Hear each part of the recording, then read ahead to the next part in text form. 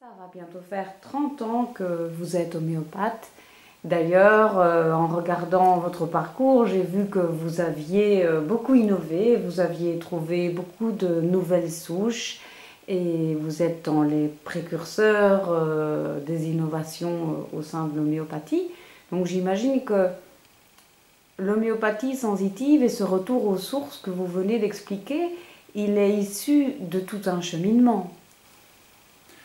Alors effectivement, dès le début de mes études d'homéopathie, à la fin de mes études de médecine, je me posais la question de comment trouver le bon remède, comment trouver la bonne dilution et la bonne dynamisation pour personnaliser le remède vis-à-vis de chaque personne.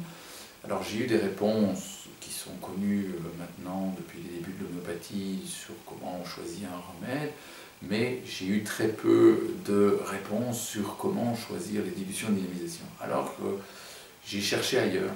J'ai cherché ailleurs parce que je ne trouvais pas cette réponse au sein même du monde homéopathique. Je suis donc allé en Asie, travailler avec un maître chinois, et ce maître chinois m'a initié à la médecine sensitive, parce qu'en médecine chinoise, on prend les pouls, on sent l'énergie, on sent à l'intérieur de soi.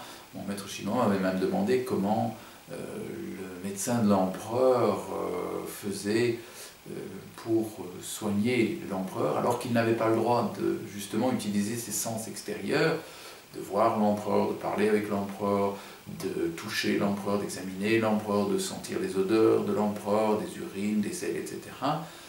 Et en fait, mon professeur m'a appris que le médecin de l'empereur était dans une pièce adjacente à celle de l'empereur, en état de méditation, donc de réceptivité sensitive, et qu'il devait se mettre en connexion avec l'empereur pour sentir dans son corps à lui ce que sentait l'empereur, pour pouvoir faire ses prescriptions, voire pour faire des traitements d'acupuncture sur lui-même dont les effets se manifesteraient sur l'empereur.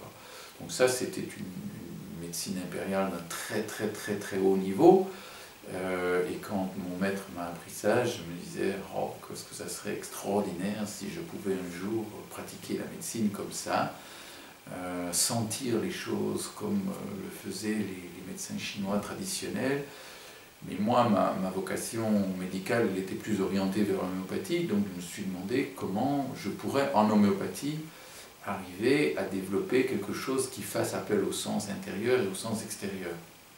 Donc j'ai appris à méditer, donc à sentir davantage par l'intérieur, et puis un jour que je continuais à me poser des questions sur comment on choisit le remède, comment on vérifie le remède, comment on choisit, on vérifie les dilutions, les dynamisations, le nombre de fois qu'il faut les répéter.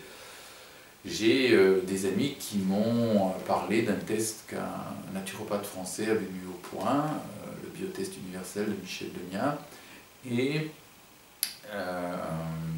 ils m'ont dit si tu utilisais ça, tu aurais la réponse à ta quête, à ta question, parce qu'en fait, le seul moyen d'obtenir cette réponse, c'est de questionner le corps du patient et de sentir si le corps du patient répond oui ou non.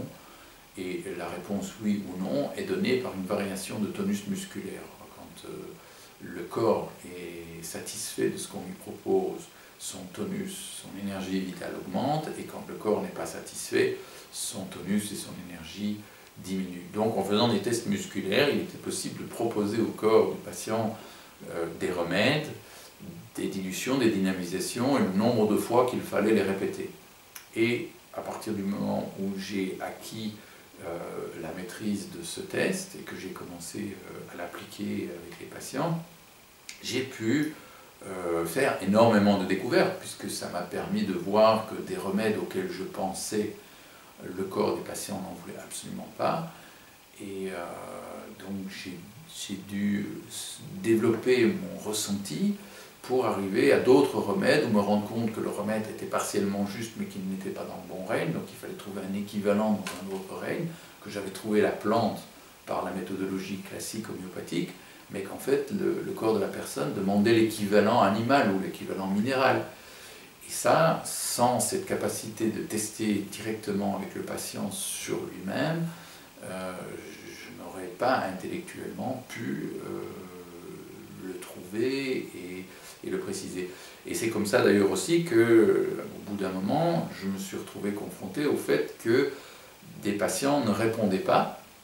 Ils répondaient aux remèdes que j'avais trouvés, mais ils ne répondaient pas aux dilutions classiquement proposées par les laboratoires, la dilution DH, décimale allemandienne, CH en décimale allemandienne et cursacovienne.